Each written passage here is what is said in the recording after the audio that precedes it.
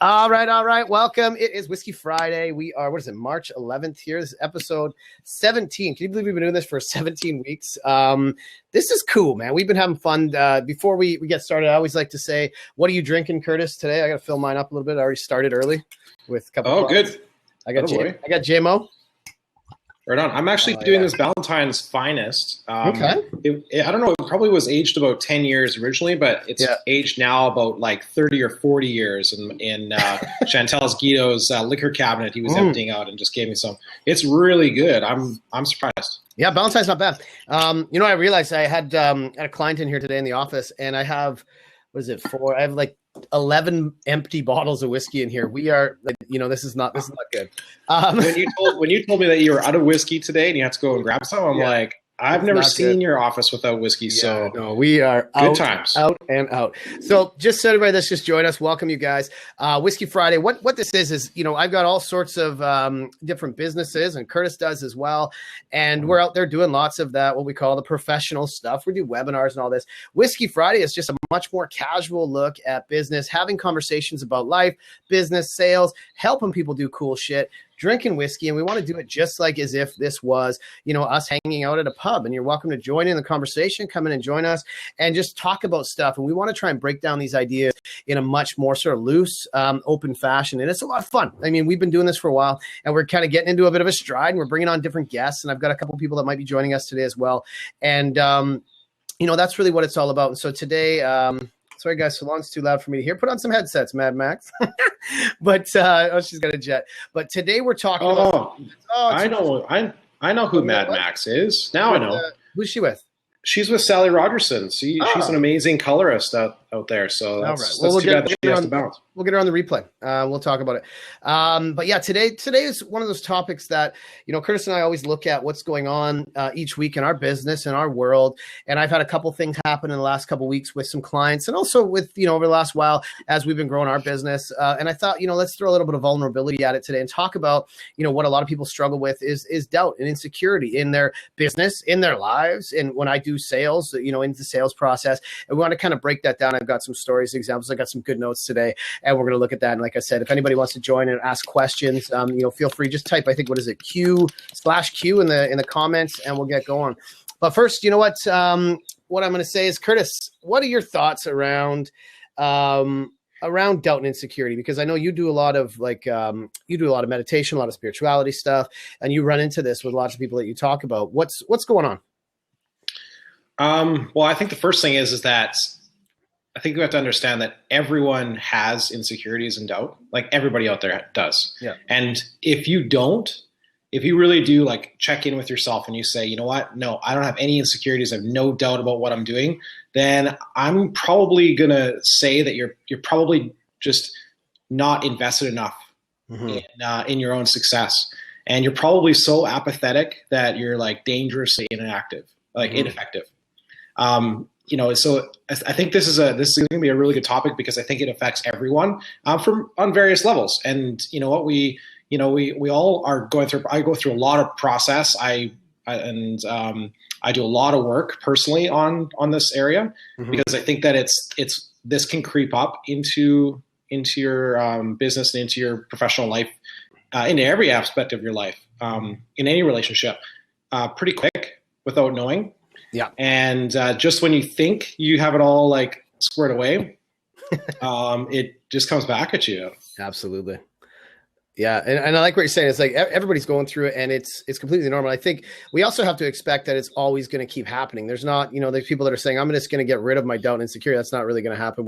It's always going to be there. We're always going to find stuff that's going to make us feel uncomfortable that we're not sure about. And if you are completely confident, you're, like you said, you're either lying to yourself or you're probably not working hard enough. When we do sales stuff is if you're not getting a lot of people saying no, or you're not getting people saying no at all, you're probably not trying hard enough. You're probably not putting it out there enough and getting yourself a bit uncomfortable, right? So, I got to make you co-host just in case we get connected. Is that what you're saying? Let's go, Curtis. And yeah, just in case. There you go. You're co-host. How's that? Curtis has been made a host by Joe Girard. So here, I'm going to tell you two things right out of the gates. The first thing is I was talking to somebody earlier with all my the blogs and stuff that I have for content.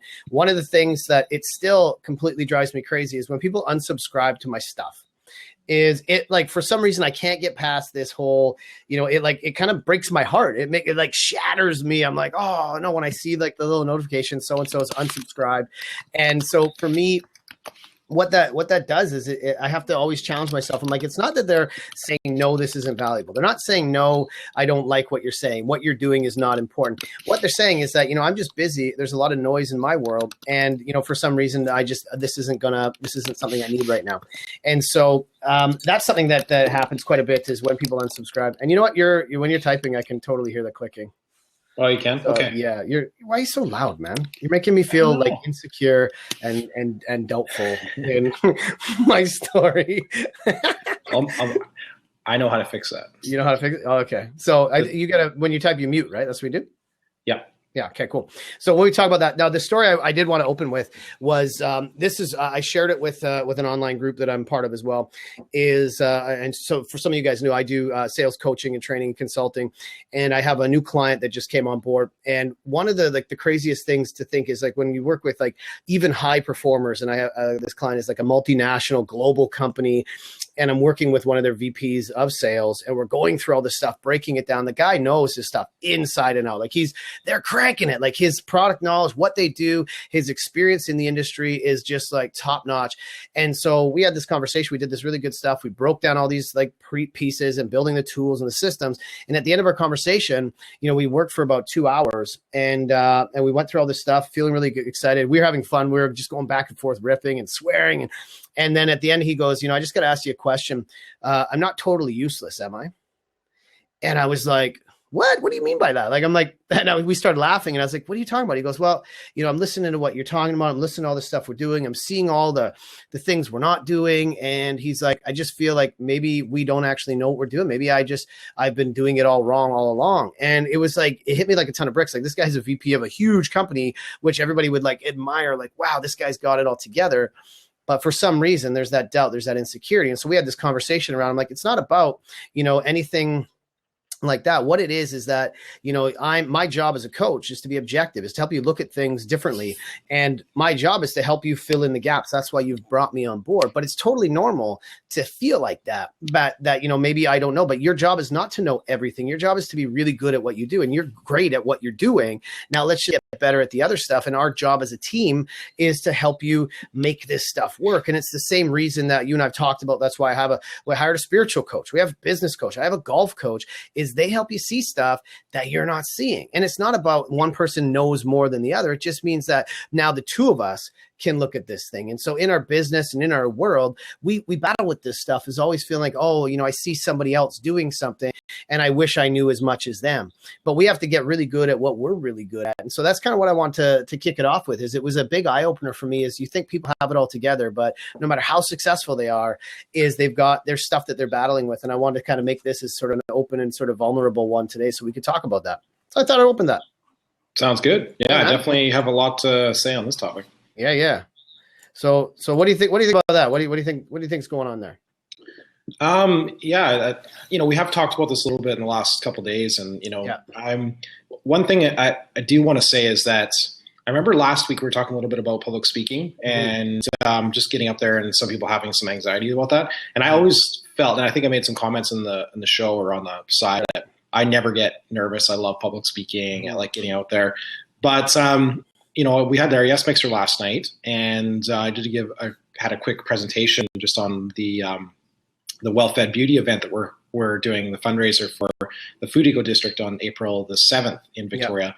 And it was weird. It was like, I kind of felt a little bit nervous before I went up. I don't know why, because maybe it wasn't like I felt like it was a different topic for me, because it was kind of like it was just a little bit different than I normally talk about. And I noticed that a couple times in the presentation, I was a little bit stumbling on my words and like not quite knowing like what's coming out, and I'm like not being able to communicate fully.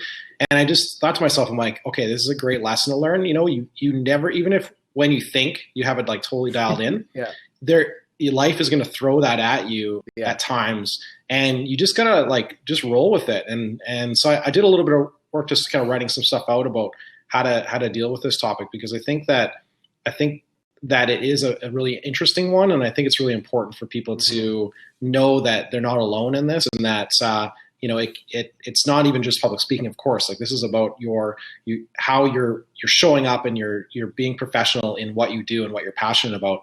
And I think there's nothing worse than somehow feeling that insecurity about something that you just love so much and is such an important part of your life. So when an executive like that comes to you and says those kind of words, that's really powerful. Yeah. And and I'm glad that you're able to honor that with some really great advice. Yeah. And it is really powerful. And I think and I shared this with another group that we do a bunch of work with on the mindset side. Well, Andy Murphy's Mindset by Design Academy. I did a little video for them on that because I always want people to know that, doubt and insecurity is totally normal. We all wrestle with this stuff. And so I'm going to talk about some ways to get around that too, but maybe talk about cause I'm assuming that if you had those, cause what I know about you is you went on stage and you said these things yesterday. And then afterwards, did you do some sort of internal work and sort of ask yourself some questions? Yeah. So what I did was I kind of looked through just the self-awareness. I kind of made a few lists, and what I was doing with the list was I was trying to see, the progress that I've made and the things that I do, the techniques that I have, and then also just about what I've learned about insecurities and with doubt, and just trying to really kind of dial in. It really helps. It really helps to write things down. I find I kind of have an idea of what I think is how I view things, but until you actually write down and type out and make your lists and stuff like that, things come really clear. Yeah. So yeah. First thing off, it's as I think there are pros and cons to insecurities and doubt. Personally, I think that definitely some cons are that insecurity and doubt can definitely be crippling, and it's something that only gets worse. It's like a self-perpetuating affliction, and it's really hard to break the cycle, especially on your own. I think you usually need some really great support systems and really have a positive attitude about wanting to make some changes. And it's a serious thing. It destroys passions, it's careers, marriages, partnerships, businesses, in a very short period of time. So this is a serious topic. But you know what? As far as kind of the pros go with insecurities and doubt, I think that it can be a real amazing catalyst to create a positive effect. Like the ability to want to change, grow, and achieve. That's it. Right? Yeah. So, it's a massive catalyst for that kind of stuff. And so I think it's really good to help. And it also helps you kind of recognize the need for tools and resources, like business coaching, and, just to help and overcome and succeed, in this area.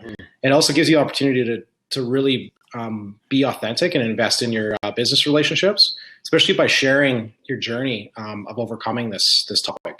Yeah. There's nothing better than to be really real with people that you trust, and just kind of explain to them that they're not on their own, and that this is something that everybody goes through, including yourself. And then once you overcome it, the confidence that you build is it's really infectious to others, I find. Yeah. Yeah. And what I love what you're saying there is that whole the sharing with others. I know we do a lot of networking and a lot of meeting people. And I think one of the things that doesn't serve anybody well is this sort of this false identity and this, fake it till you make it kind of thing, where you go into and talk to people and they say, how you doing? Everybody's like, oh, I'm doing great. But in reality, people are struggling. And so it's nice when you have that doubt insecurity, to be honest, not by being like a martyr or hey, pity me, but it's like, you know what, this month's been tough. We've been wrestling with these things. We're dealing with this, and this sucks. And this is what we're learning because of that. And so I'm looking for help in these ways. If you need new customers, don't say your business is great. Say, what, honestly, we're looking for more customers. I need some help doing this. What do you guys think about this? I'm trying this new product. I don't think it's working. I did one the other day. I did a webinar a couple weeks back. And I was telling my girlfriend, I was like, just to be honest, I had one person that was on it. I didn't really promote it or market it. I'm not that upset about it, but I was like, oh shit, I just had one person, but you still go through and you're go through the motions and do the thing. And so that's kind of what it is. And I love that you're saying there's pros and cons to this, because like you said, if you don't get uncomfortable, you can never push past that comfort zone, right? You can never go to that next level. And so, it can be totally crippling. And one of the things I know when you talk about public speaking, I've done a lot of training on public speaking. And the biggest lesson I think that I've learned is that it has nothing to do with me. It's everything to do with the audience. And so when we get up on stage and we get up and, got to speak in front of all these people, nobody cares about you. Nobody cares about how you dress, how you look, what you're saying. They care about how what you're saying affects them. They care about the message that you have and your confidence. And by the way, you're up on stage or you're speaking in front of them. They expect you. You're supposed to be there. So you don't have to be anything you're not. You just have to be authentic. And one of the challenges with that is people take this as moment to like try and be somebody they're not. And so all of a sudden they feel like they're on stage. And so I think I've told this before, is the two things I always look for when I speak is nods and notes. If people are nodding and taking notes, then what I'm saying makes sense. If they're not nodding and taking notes, just stop doing it. Say something like more impactful, ask a question, get people to think and go, that's interesting. And so that doubt and insecurity that you have on stage is actually not serving anybody. You're not helping them go through their issues, right? Yeah, that's interesting because, you think that, if you're the main event or, you're what people came to see, that, you're the one that's kind of everything falling on your shoulders for. But yeah, in reality, it's not a one person show in effect. I mean, the audience does participate in that. And so how much do you get affected? Like, do you really watch the crowd quite earnestly to kind of try to do that? And does it affect you? Yeah, well, it's the same in marketing and in content and in emails. I always talk about the audience of one, right? Whatever you do, there's always one person that you're talking to. You're not talking to a crowd. You're talking to one person.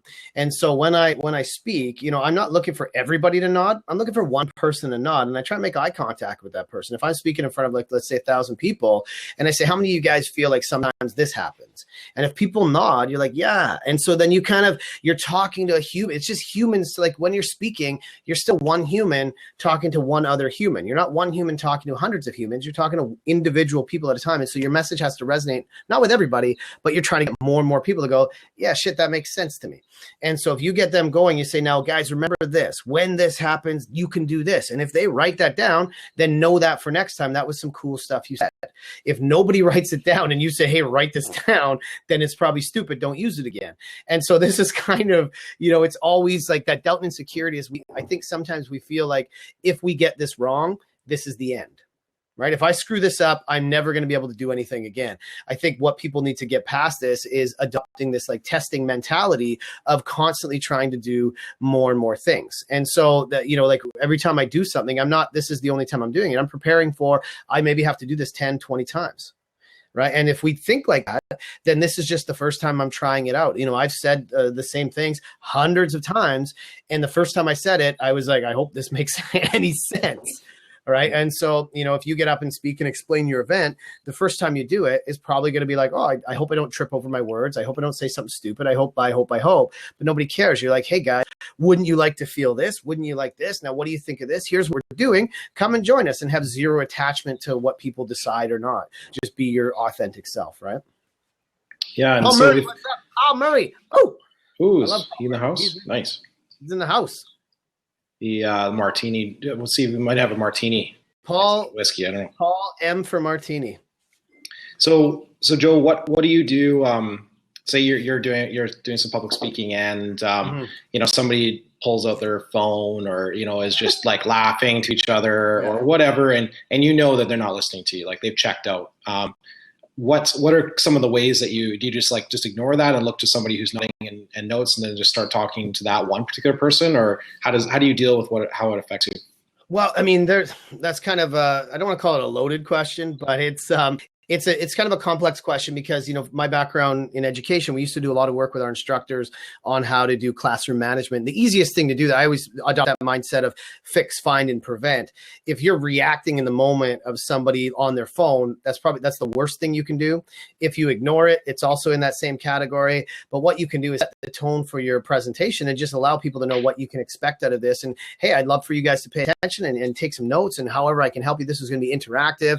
And then try and, your job job is to keep their attention. Now, if people want to go on their phone, I don't really give a shit, because they're experiencing their world however they want to experience their world. So it depends on whether I'm doing a workshop or like a presentation. If it's a keynote, if it's a coaching session, then yeah, I'll be like, hey, like, what are you doing? Because we've created that accountability. We've created the sort of the relationship and the joint accountability at the beginning about how we're going to do it. But in a presentation, I can't let the audience throw me off of my gig, because if somebody goes and takes their phone out and is not paying attention, and I let that affect me, then I can't be the best version of myself for the rest of the audience of one. If I let that audience of one affect the rest of them, then I have to say shame on me for allowing that to take away from the experience for the other people, because other people are getting value. And so if everybody pulls out their phone, then maybe you got to stop the show and be like, hey guys, maybe I should say something better than what I'm saying. But other than that, I mean, that's what you look at, is you got to be as present, as connected to your audience and your message as possible. Or maybe you just said something really amazing and everybody's tweeting it right now. Yeah, I don't know what they're doing. They might be like, oh, I'm having a baby. It's not my job to say, don't look at your phone, right? I don't care. I'm busy. I'm doing something. Yeah, absolutely. Uh-oh, speaking of audience of one, we got a special guest in the office. Hold on. Guess who it is? You never guess. Guess. Never been on the show. Never been on the show. Oh, okay. Oh, man. Oh, I don't know. That sounded... Headset out. All right. Ladies and gentlemen, let me welcome to the stage Amateur Duo Night. What's up, brother? You got to get on the screen. Edgar Quinn. Oh, perfect. Yeah. Thought I'd come and pop my cherry.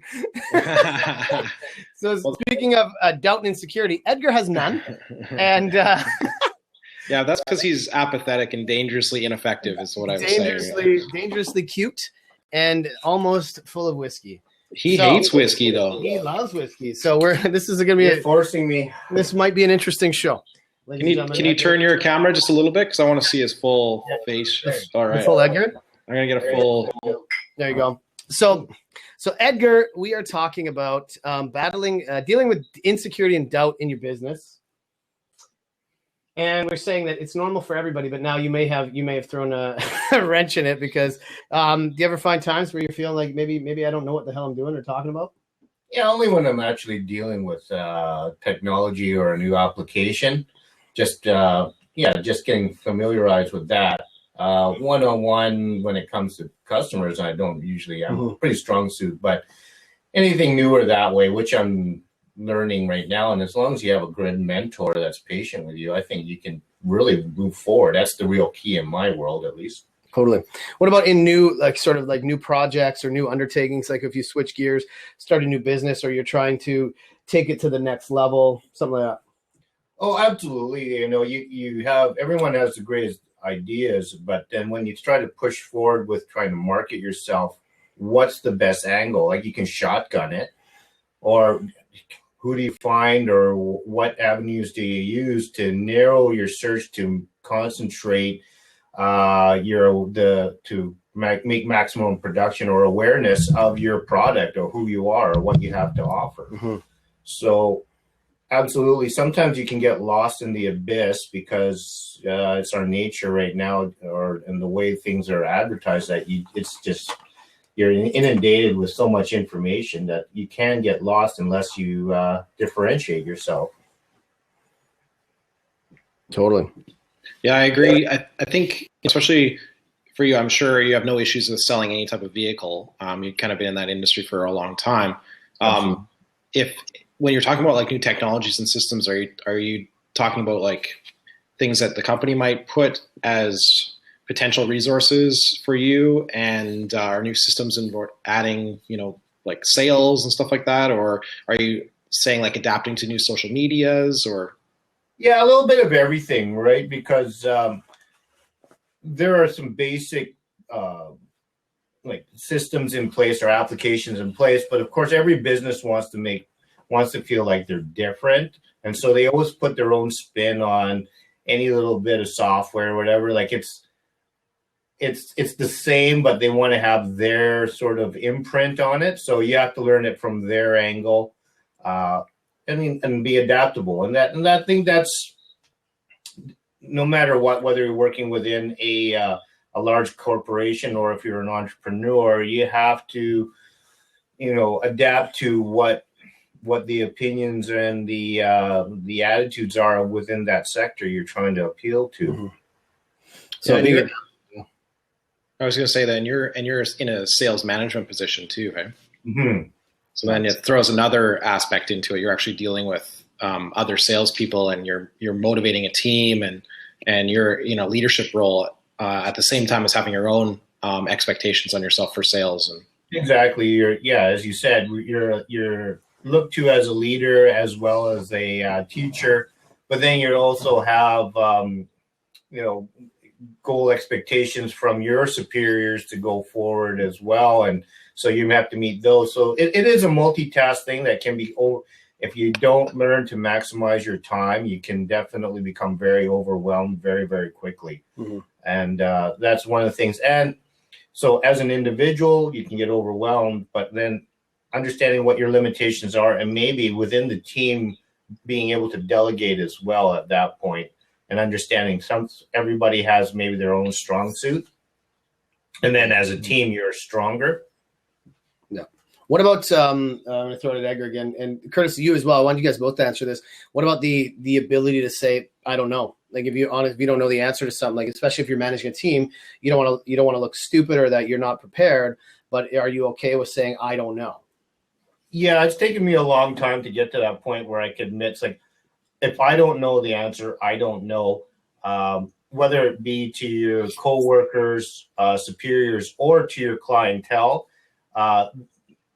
there's nothing wrong with apologizing and saying you don't know. It's also about being able to offer an answer. So my answer is always, I'm terribly sorry, I don't know the answer, but I will be happy to facilitate and direct you into the right direction to someone I believe or I know knows that answer because they're more skilled in that department.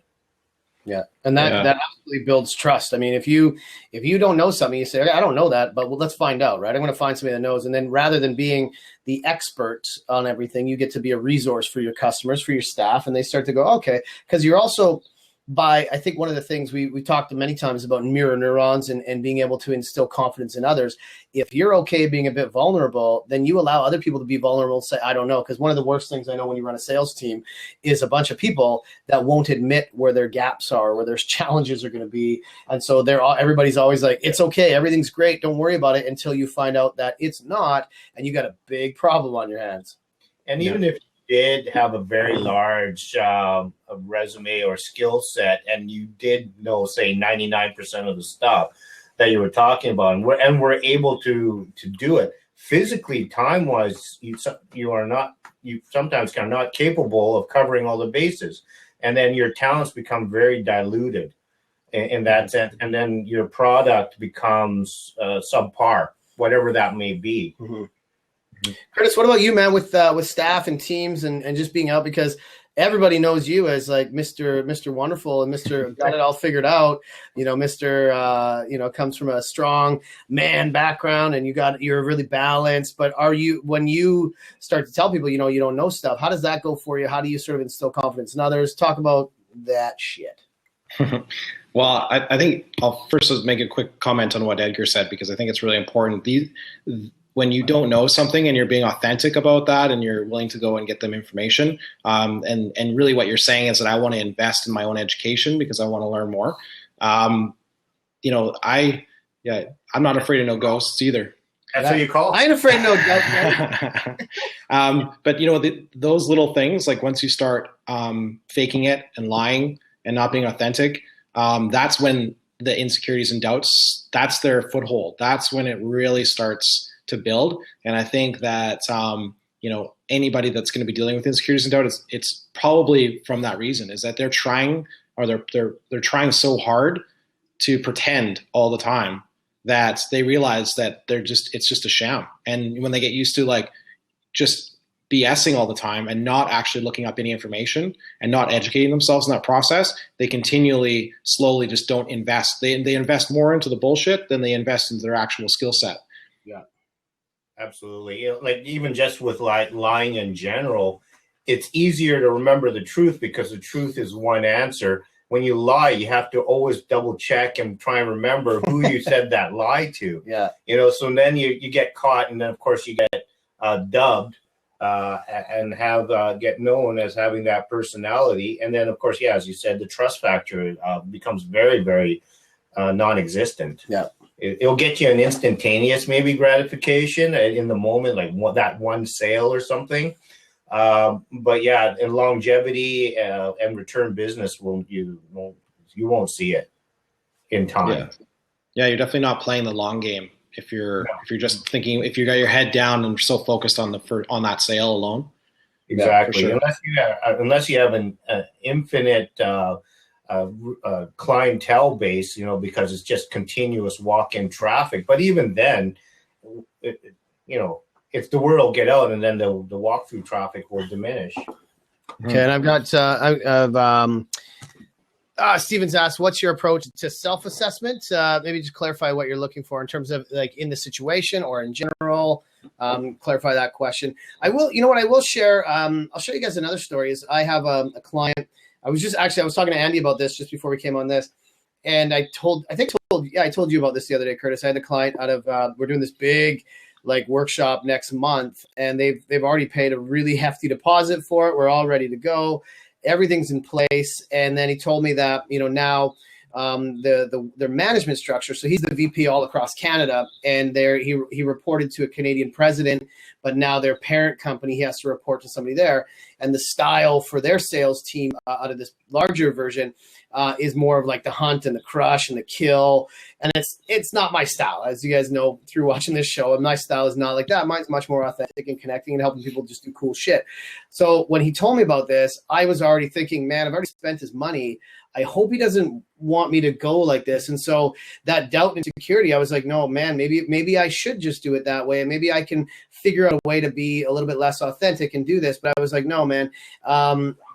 What ended up happening is I said, well, okay, here's the thing is if that's the direction you want me to go with that, I can't do it. That's not my style. And in my mind, I was like, I really hope that is the right thing to say, because I don't want to have to do a refund. And he was like, no, yours is exactly what we want. And that's why. And so I was like, man, but for me, it was that doubt. It was that being a little bit insecure. Like maybe I'm doing it wrong. Maybe these other guys are right. And even though I know 100,000% what I'm doing is the right thing to do, that stuff creeps in. And the challenge is when that's on the table, like you were saying, if you have unlimited clients, like I don't have unlimited clients.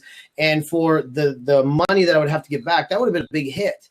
But for me, it's more about the long game, and it's about the, being able to work on clients and stay authentic and build your brand and think about strategic partnership, what that means to the clients in 5 years, the journey that we go through today to be able to do that.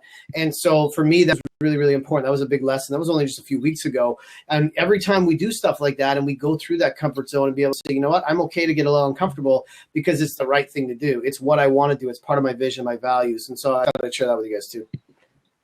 So, so maybe Curtis, why don't you work on Steven's question there? Yeah, I was just thinking about that a little bit. I think I got something here. So first off, I think that when it comes to this, you can be proactive and reactive. And I think in what Steven is bringing up here, I think that he is talking about how can you be proactive rather than reactive about this. But also, so even if you have to be reactive, I think this is still good. This is a great, Insecurities and Doubt is a great opportunity to increase your awareness, your self-awareness. And, it's also a really great opportunity to practice some self-love, like right off the bat. You remove, the shaming, guilting, and judgmental influences in your life. And, the first place to start is your own ego. And that's kind of the first step to really becoming authentic, I think, and what he was kind of getting to, I believe, he put a little bit more in here, strengths and weaknesses and stuff. Yeah. So there is a system that you can do. And if I'll write this into the live chat here after I'm done. But the first thing to do is first off, just start by rewarding yourself with something like some kind of activity that you really enjoy, but that you haven't been able to find time to do. Drink whiskey, take a bath if you're into that. I don't know, go to a movie, stuff like that. Edgar loves the buble, man. And The next is do it. It's a little bit of an exercise, and this really helps to increase your self-awareness. And what you have to do is you start identifying your inner perception, your outer perception, and the other perception.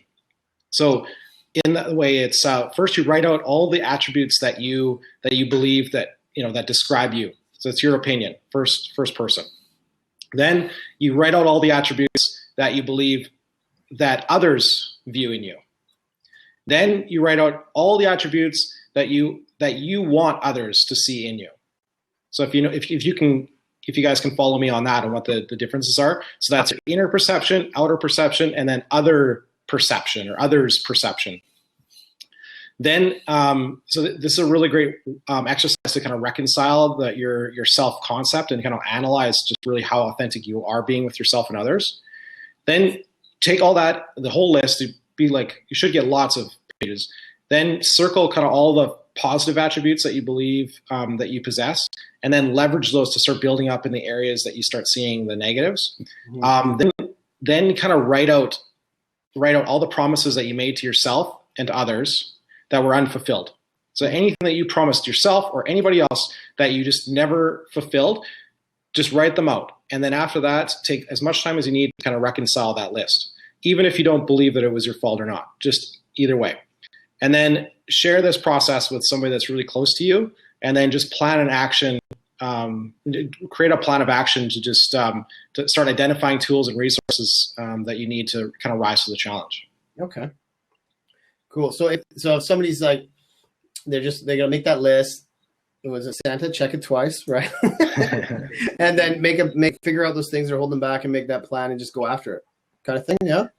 Yeah. I mean, it really gives you an opportunity, especially start seeing the differences, in reconciling the differences of how you view yourself, how you think others view you. Mm-hmm. And what you would like others to view you as. Because then once you start seeing that, you're like, oh, wait a second, like that, how I actually feel, I actually believe somebody else thinks that about me, or I feel like I want to be that for somebody else. Then you start realizing, okay, well, there's a gap there. This is creating an insecurity in me because I know that I don't possess a quality that others either think I do or that I wish that I had, that I wish others would see in me.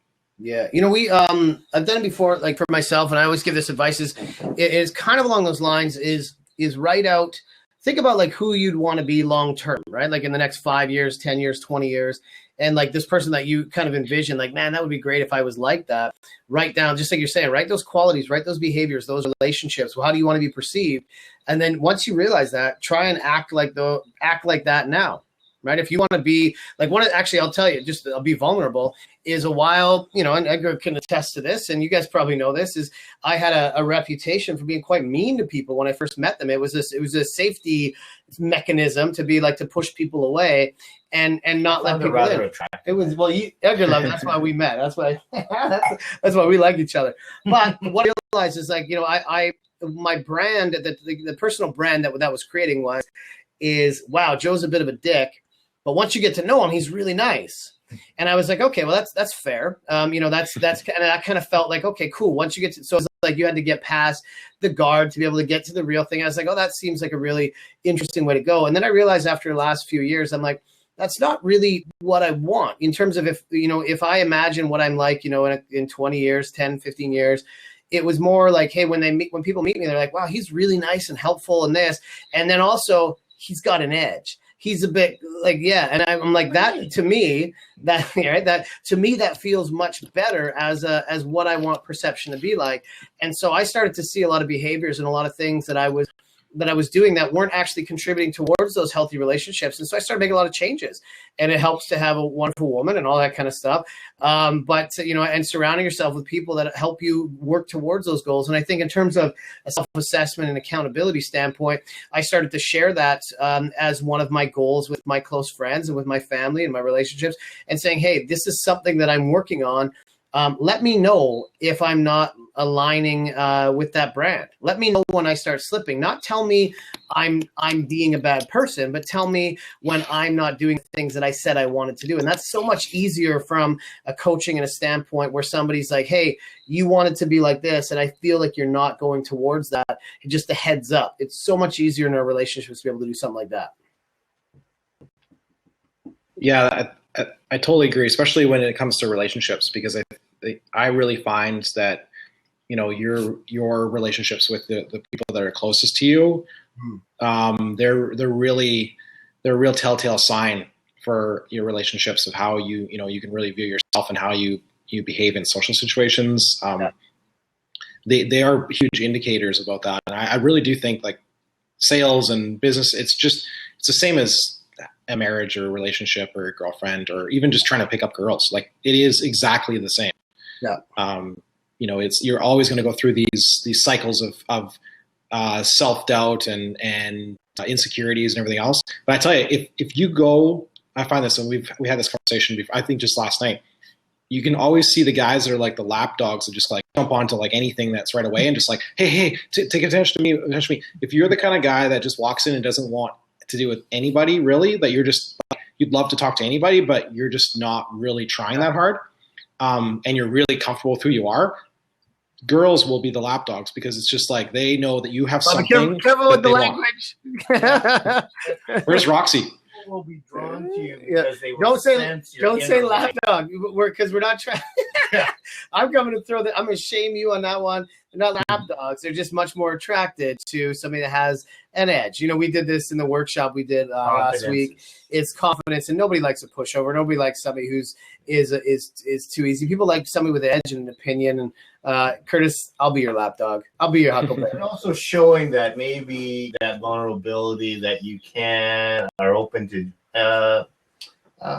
change. Mm-hmm. You know, people like to change. We have a lot of people have very strong senses of themselves, and that is, in my opinion, is very true. That you must be very strong with yourself to be able to be helpful and be of any worth to anybody else. Because if you don't care about yourself and you don't understand yourself, how are you able to lead anybody in a better direction or be helpful and give advice when your advice to yourself is not worth anything? Exactly. To you? Yeah, I agree. You know, here's the funny thing. And again, and if anybody's watching this, just throw comments in there. I like the username. You want my username. I'm digging that, Matt. That's pretty solid. One of the things that I see, I remember you guys read Eckhart Tolle, The Power of Now, and there was something that really, I mean, the one thing I remember from that was that is being able to be okay with whatever situation you're in and be just present with it. One of the challenges I have is, like, especially as you start your business or you have a job or whatever you're doing, where you're trying to get things done and you have something to prove and you want to get results.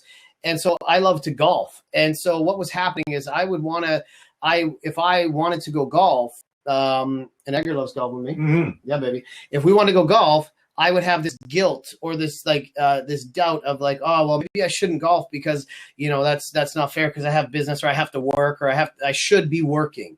And so I would be kind of like guilting or blaming on that. But then on the flip side, if I was working, I would be like, oh man, you know, why am I working so hard?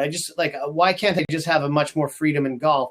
And so what ended up happening is we're kind of 1 foot in and 1 foot out of everything we're doing. So we're never actually enjoying anything we're doing. So even when I was golfing, I was feeling that doubt. I was feeling that guilt of, oh, probably I should be working.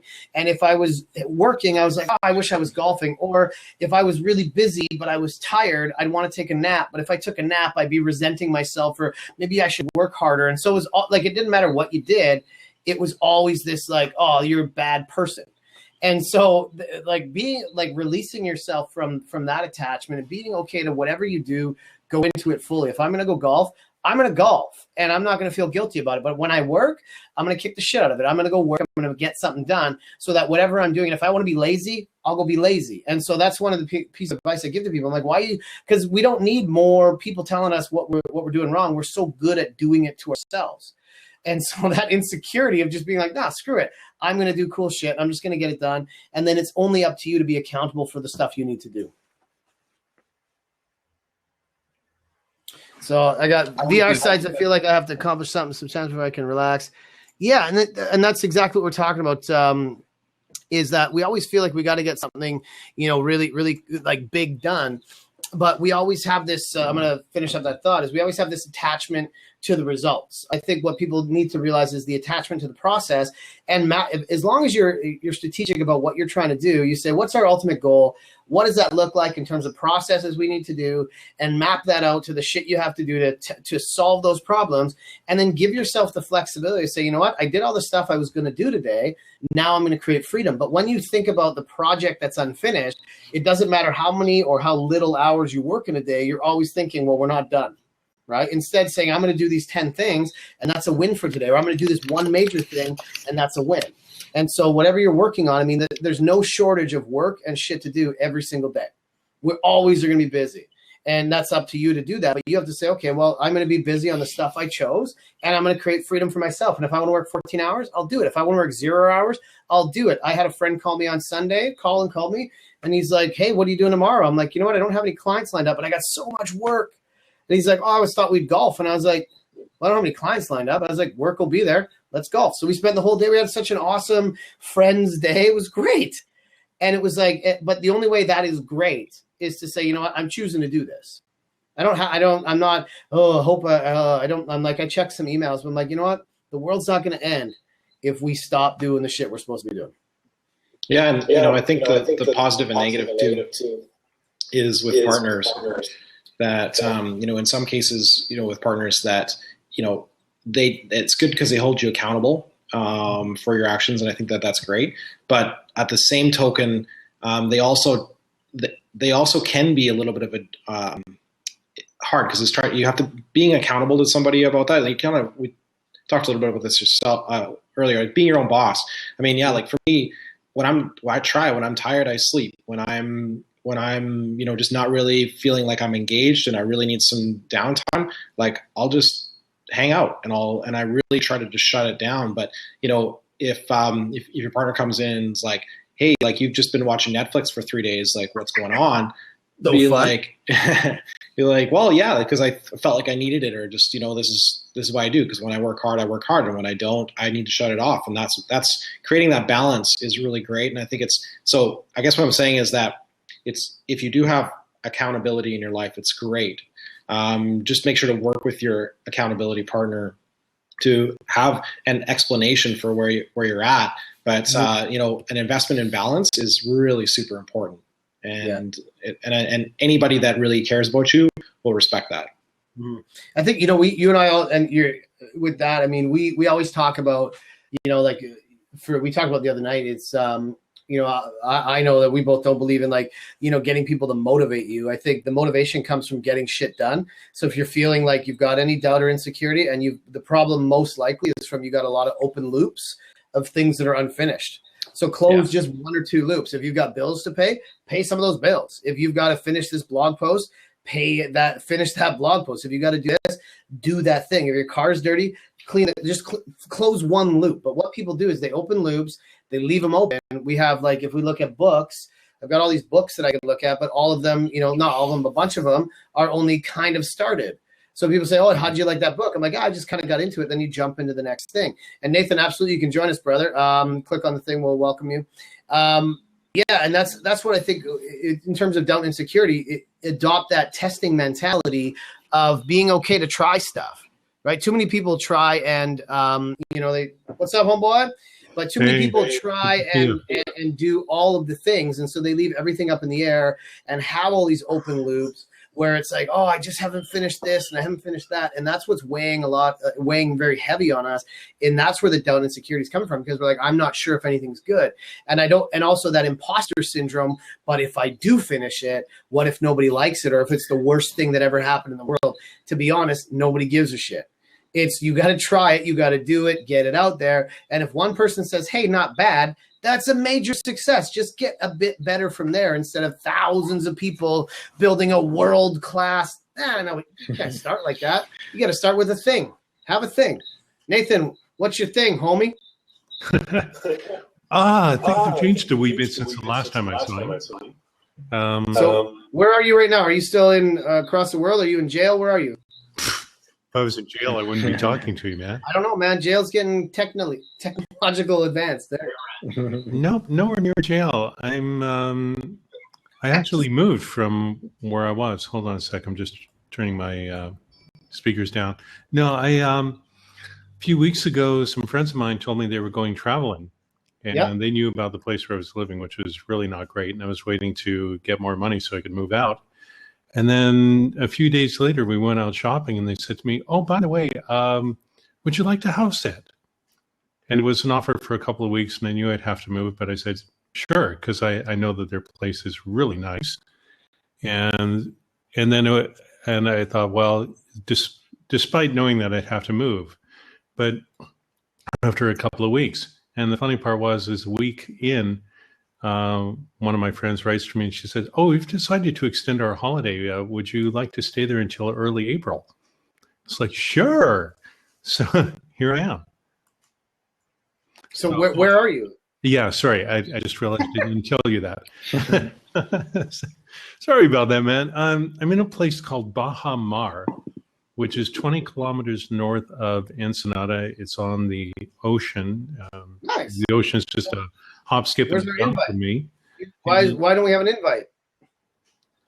Because I'm house sitting. That wouldn't be cool. But Curtis, let's get a road trip. Okay, well, you can come by. I'll just have to make sure I don't say anything. But Baja Mar, Steven's there. Really, I'm Polian. Edgar's gonna get one of the Harleys with the sidecar, and me and Curtis will sit on Curtis's lap. We're good to go. We'll be there 4 hours. Good to go. Good luck. A lot longer than 4 hours, my friend. Not unless we're close by in the States. But anyway, it's a planned community on a golf course, and it's huge. And this place has been around for a while. I'm not sure how long. The house I'm living in is just incredible. It's got this huge vaulted ceiling with wood beams and everything, reminiscent of one of these chateaus or something at Whistler. I feel like you're messing with us. It's like me going like this. Oh my What's God! That? You wouldn't believe. Look at you. Someone started it up with the leaf blower outside, and I'm having trouble hearing you. No, it's funny. It's just like because we just have you with your head, and you're going like this. Oh yeah, well, hey, you're probably getting blinded by the light. Trust you. I trust you, so I don't doubt what you're saying. So I gotta keep us on point because we're just gonna hang out. We'll drink it and hanging out. Nathan, I want you to give us your top thing on how to battle doubt and insecurity in your business and going through this stuff. You gotta bring the doubt and insecurity. That actually comes up a lot, and when it does, my number one strategy. Sorry if you're hearing shit from the background. It's a leaf blower. I can't do anything about it. That's okay. Keep going. My number one strategy is I use something called the work of Byron Katie.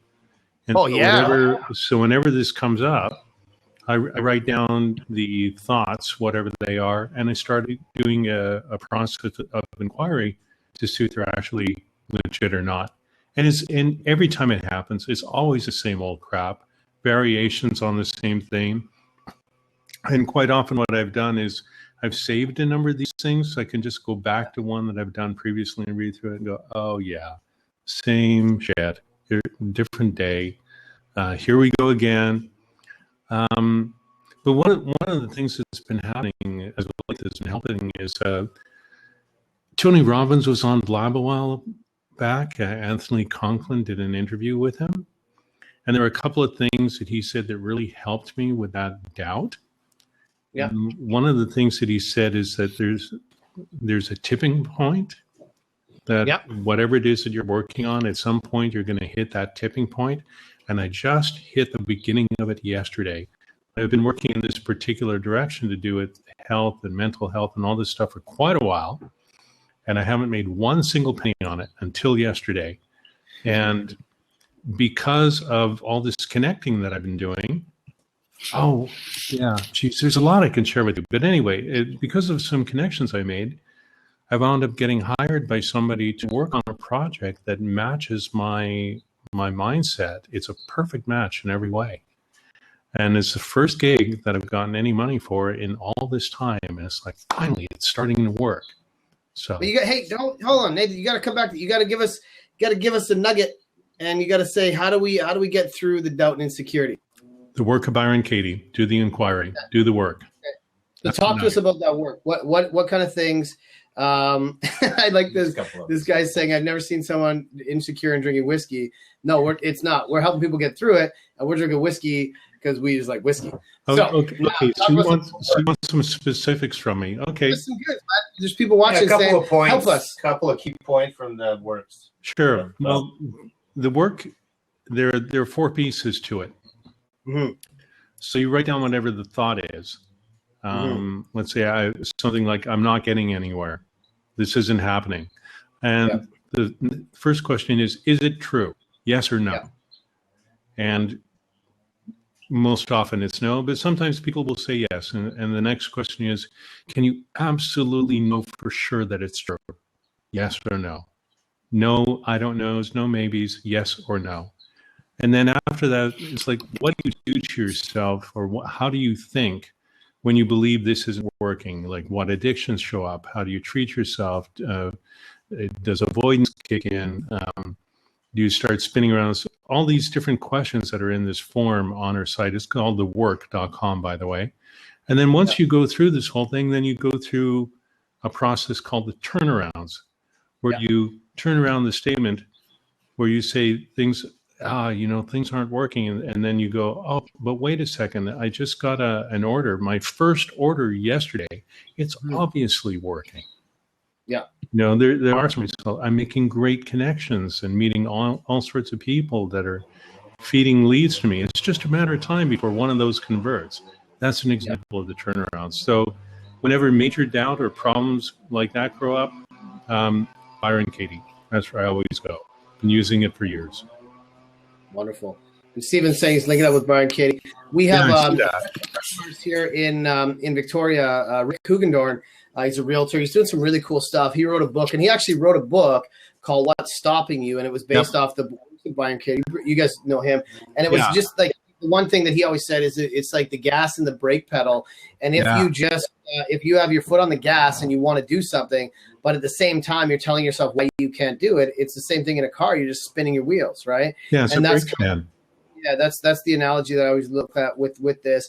Here I'll give you guys an activity or a sort of a mental process I go through because I do a lot of public speaking, and with the public speaking, when going in front of audience, and the bigger the audience or the more complex the audience, the more doubt starts to creep in.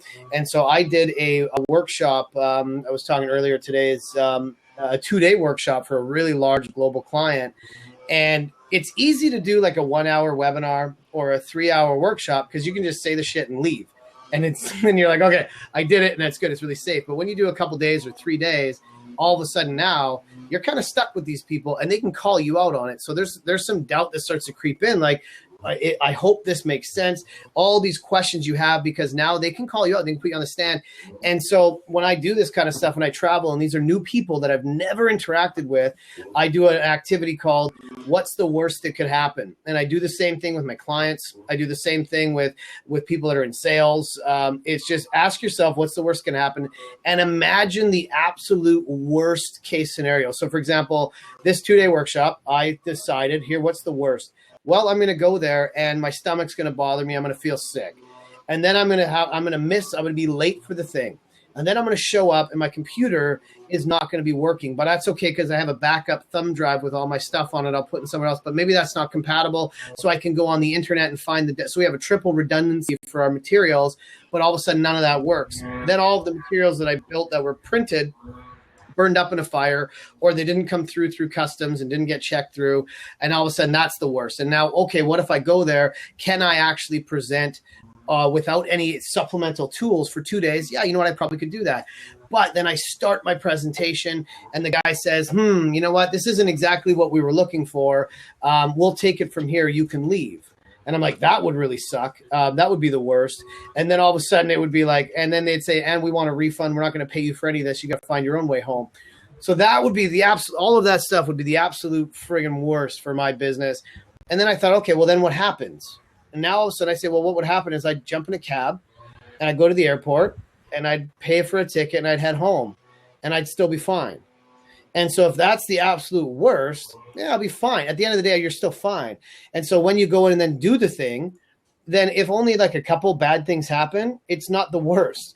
And so that's kind of what I do. And I did a presentation back in January in front of like a ton of people, and my presentation clicker wasn't doing what it needed to do. The technology, which is one of the biggest fears when you're doing stuff, is your technology shits the bed and you can't do the thing.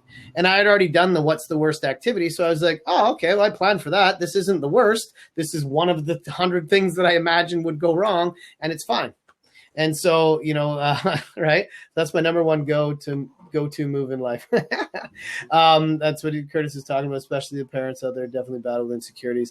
And so, that's kind of the activity I do. Is so before I get on a sales call, before I do anything that is intimidating or out of my comfort zone, I go through the what's the worst activity. And when you do that, all of a sudden, it's never the worst. And even if it was, man, you planned for it. So it's exactly what you planned for. Anything better than the worst is golden. So I thought I'd share that with you guys.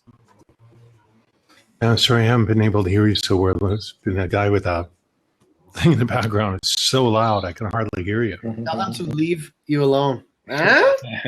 Huh? Anyways, good to see you again. It's been a while. You too, man. Curtis, my brother, one of the things, I had a note here. What was it? I want to talk about, because one of the things I talked about with a client this morning is the stages that we go through when we are starting to think about new projects and doubt and insecurity. And I made this list. I'm like, at first, isn't that the song? At first I was afraid. I was petrified, right? And so we think about being a failure, being a phony, being found out that we don't know what the hell we're talking about. Then we move into being hesitant, getting some results, dipping our toes, and so on and so on. And maybe when we talk about some of the doubt and insecurity, Curtis, why don't you rock out what that idea of failure and being a phony and being found out and what's going on there? Not you as a person, Edgar.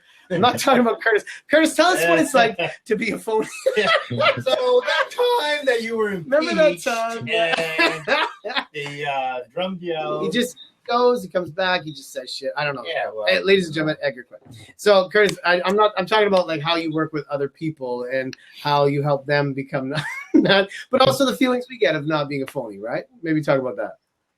Yeah, I mean, it has to come down to you yourself. Really understanding that it's not fake it till you make it, and you do have to really be honest with yourself, and that authenticity is what will really build up your ability to take it to the next level. You know what? I guess maybe I can just share my experience, just because I'm in kind of a unique situation. I started a business with my wife, which I at the time knew very little about. We started a hair salon. She was a hairstylist. I definitely, had gone to hair salons and I knew what it was all about, but, I don't, every day. Yeah. So it is interesting, just getting that perspective, right? So we were starting a business together. In a way, when you start a business, the community looks at you as being a professional in your area. And I wasn't a hairstylist.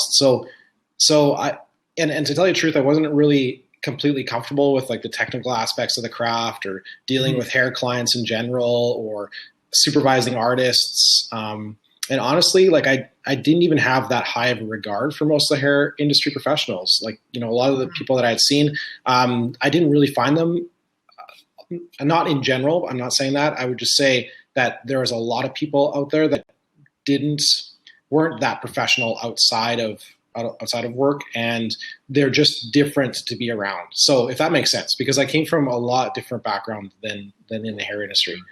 But what I did have was a really deep respect, for the hair industry and just like the real and immediate changes that it can produce in clients' lives. So the first thing I did was like, I really admitted, to my wife, and I think it's important to whoever your partner is, and just asked her to help me overcome it. And I just was really real with her about that. And then she made some suggestions and, kind of reassured me that I could definitely learn. And then so I just kind of threw myself right into it. And so I started going to hair shows. I started reading like Hair Academy textbooks. To learn the terminology, and I searched out hair images and just like anything else, you just, researched hair salon design and like just really looked into it, And I discussed hair related topics with Chantel as much as I could, like I'd ask her about her day. I'd ask her, give me 3 things in your day that, you worked on. And I would just start learning the lingo and just starting to have those conversations with her. And then I kind of worked. So then when we opened up the salon, I had to throw myself right in there. I was working as a front end coordinator for like a couple of years. So, I had to learn quick, because people are in there, they're calling you, they want, something. So, everybody kind of assumed I was always a hairstylist. And, I think the first thing that I had to do. Yeah. I thought you were when I first met you. You're very soft, subtle persona. I couldn't wait for my scalp massage. I would never have figured that out. Yeah. And so at first I just really had to be honest and like immediately kind of say, like, I'm not a hairstylist, but I do know a lot about the industry and I'm wanting to learn more and I'm excited to learn more. So I found that everyone that I talked to was just really understanding, and especially I think being a man, they really gave me a lot of grace, and admiration for even wanting to kind of, get it to support this industry and just support my wife in this industry. So I think that helped definitely, but yeah, I think I think I kind of turned it around a bit. It kind of became like an interesting aspect of our business, because I was kind of quickly kind of like developed this, I kind of developed these relationships with the salon clients as being like the husband that supports the wife that doesn't really know, isn't a hairstylist, but, is in the industry. So it was cool. And then I felt like I was really good at the client experience. So I just really tried to leverage a certain area of what I knew I was good at. And I just really tried to, structure everything around what I knew my strengths were. And then, when I started to just learn, and it got to the point where I was starting to have, like, I can totally have technical conversations with stylists. I can troubleshoot like advanced colors, techniques, treatments, all kinds of stuff now. But and then now, like, I'm doing business encouragement for like thousands of salon owners and stylists across the globe, right? So so cool, man. What you're doing is so cool right now. With you, talk just before we go, talk about the movement. What you guys are doing with the movement? You guys are doing some kick-ass stuff. Yeah, so it's called the Salon Movement. Salonmovement.com is the website. We're using Blab as well. We do a show on Sunday mornings. We just switched to every 2 weeks. We had started out with just doing them every week, and we'll do special editions once in a while, depending on special guests and how that rotates. But we're just real. Myself and my partner James from New Jersey from Beehive Salon are both ex-winners of the Eco Salon Design of the World through Davines, and they approached us and said, "Hey, what can you do that's kind of a sustainability project? Do you have any ideas?" And we really looked at it and we're like, "Yeah, I know exactly what we can do." We kind of worked on some stuff together, and we started seeing real benefits and just working on the salon industry together and just helping each other out. And so we're like, "Hey, why don't we just share this with the world? Give everybody kind of a medium to produce content, to get out there and just say like what's happening in the industry and how we're excited about what's happening in Davines." And so they sponsored us, and we've got a show, and they send us all over the world doing media kind of stuff for hair shows and education and stuff like that. Yeah. So so I've been in the industry now for 4 years. Very cool. And then maybe a year of prep. So 5 years, I would say, that I've been in the industry, but I've only cut Chantel's fringe like once, and it was like this. It was like, it just kept on going. It was like your profit chart, like the perfect profit chart. It just started, like, going straight up. And I knew that if I wanted to keep the profit chart going up, I have to stop cutting. So I didn't cut anymore. I would imagine that's intimidating, cutting her hair. I mean, she's like ultimate pro. Hey, I do want to say, I didn't realize we're at 3:08 right now for the time. What we're going to do is I'm going to do last, like, Jerry Springer's closing thoughts here. And then we're going to stop the recording. We're going to keep talking and drinking. And tonight is that's my girlfriend back there. It's her birthday tonight. We're going to go, she's not wearing that outfit, but we're going to go out and have some drinks tonight. But, I want to start with Nate. We're going to go back to Nathan for a sec. And I want you guys just give me like the last 30 seconds, 1 minute of your idea on, what anybody's listening right now, watching, what's one thing you can do to just get past your bullshit of doubt and insecurity and just go after things that you want to do? start with Nathan, then go Curtis. You guys got 1 minute each, and then I'm going to talk for like 40 minutes. Okay, well, the number one thing I'd recommend is that you go on YouTube and you look for a film by a guy by the name of Rick Schnabel called From Self-Sabotage to Self-Made Millionaire. And I recommend you watch it because if you're really open to it, as I was when I watched it, it will transform your entire life. And it's a direct result of watching that I now got that first client that I picked up yesterday. So very, very valuable video. It's got some really great stuff in it. And it's just helped me hugely. Cool. I just posted the link for you there. That's the one you're looking at. Hopefully it's the right one, not some weird porno. Let me see. Let me see. Find out if you're. Yeah, perfect. That's absolutely. Cool. So there you go. I love it. See, Hayden, you brought the noise, homeboy. I love it. So you brought the noise. Welcome, Hayden, as well. Now, Curtis, what about you, man? One quick tip for these guys that I'm gonna roll through, and then we'll stop the recording and keep talking.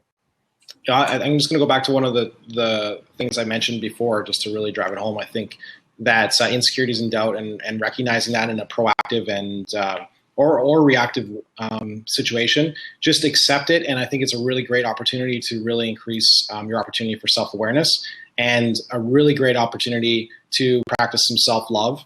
And the first thing you need to do is remove, the shaming, guilting, and judgmental influences in your life. And just, start with yourself, start with your own ego, and just, start showing kindness to self. And then just, follow some of the stuff that I'll put some comments into the side about some activities to help you with, with learning to be authentic, and recognizing kind of the inner perception, outer perception, and other perception.